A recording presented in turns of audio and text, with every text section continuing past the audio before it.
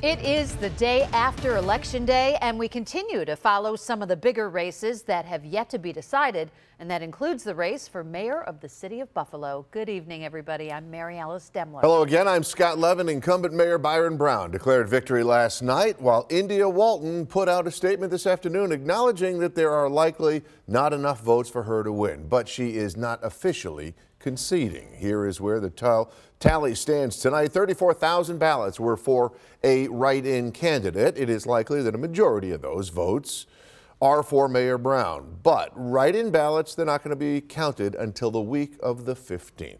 So nearly 24,000 votes were cast for India Walton. That leaves a gap of about 10,000 votes between the two options. And in addition to counting all the write-in ballots, absentee ballots will also need to be added up in the coming weeks. Joining your sides, Claudine Ewing has the latest now on the mayoral race tonight, including the details from Walton's lengthy statement today. Claudine. India Walton was hoping to become the first woman mayor of Buffalo after beating the incumbent Byron Brown in the primary. One day after yesterday's election, she tweeted this lengthy letter and wrote, "It seems unlikely that we will end up with enough votes to inaugurate a Walton administration in January. I reached out to Walton and asked if she was conceding. Her response, I did not, and that she is waiting for the final canvass." She says the letter is more of a message for her supporters. Meanwhile, Byron Brown is declaring victory.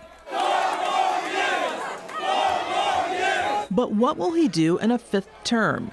Former Buffalo Mayor Masiello has some advice. You have to listen to young people. You learn from young people. They have different ideas about what they expect from their government.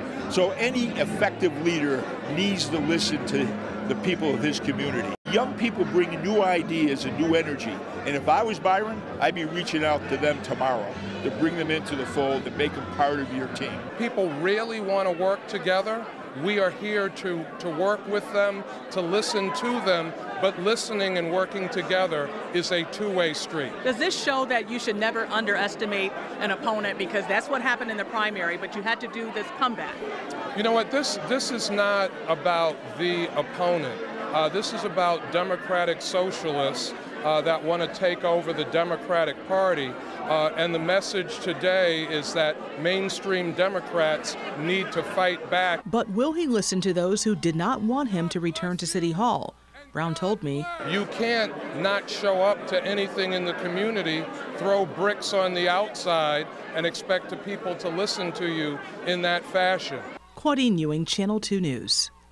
Thank you, Claudine. And with no official winner being named in the mayoral race just yet, the next step is to count all the ballots that wrote in a candidate in this race, including absentee and military ballots. That final canvass will take place the week of the 15th at the Erie County Board of Elections, a process that will be open to both campaigns as well as the public.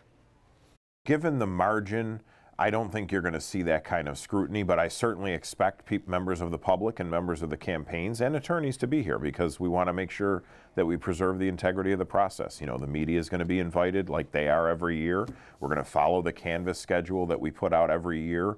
That's all public, and we invite anyone who wants to come down and watch to watch.